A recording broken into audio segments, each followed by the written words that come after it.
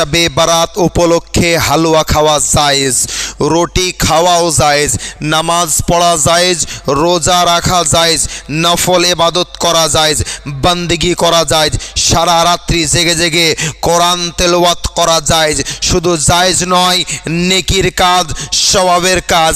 আর এই জায়েজ কাজকে, নেকির কাজকে, হালাল কাজকে যদি কোনো প্রকৃত মুসলমান নাজায়েজ বলে, হারাম বলে, জানতে হবে সে প্রকৃত নয়, তার ভিতরে ডুপ্লিকেটই আছে, সে প্রকৃত মুমিন নয়।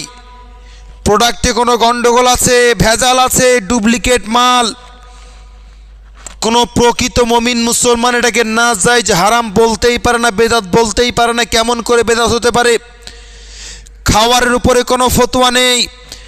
আপনার হালাল খাওয়ার ইচ্ছা হয়েছে, আপনি খাবার খান। এই মুসলমান, আপনি দেখুন, যখন ঈদের সময় হয় আপনার বাড়িতে সেমাই রান্না করা হয়, পায়েস করা হয়, কত রকম মিষ্টান্ন দ্রব্য তৈরি করা হয়। কোন হাদিসে পেয়েছেন?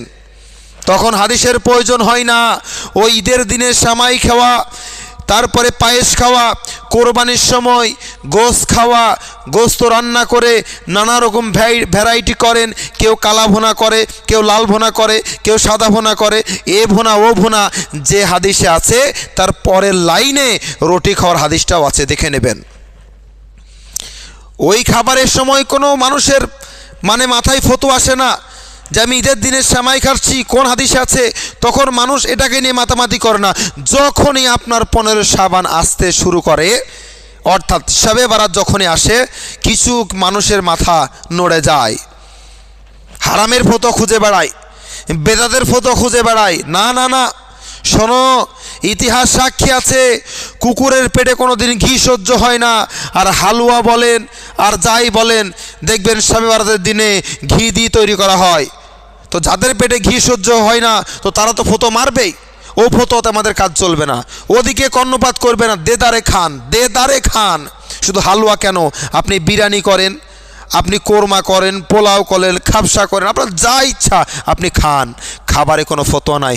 বুখারী শরীফ হাদিস নাম্বার 28-এর মধ্যে রাসূল করিম সাল্লাল্লাহু তাআলা আলাইহি সাল্লামকে জিজ্ঞাসা করা হয়েছে, ইয়া রাসূলুল্লাহ, ইসলামের সবচাইতে উত্তম কাজ কি?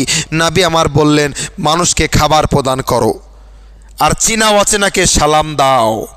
বলেন, যেখানে রাসূল বলছে খাবার প্রদান করো, খাবারকে বন্টন করো, খাবার খাও, মানুষকে খাবার দাও, সেখানে তুমি বলার কে বেটা? তুমি নিষেধ করার কে? শরীয়ত কি তোমার বাবার ঘরের সম্পত্তি? তুমি নিষেধ করছো না। কারো কথাই শরীয়ত চলে না। শরীয়ত আমাদেরকে মানার মতো মানতে হবে। আপনি খাবার খান, খাবার খাওয়ান, কোনো অসুবিধা নেই।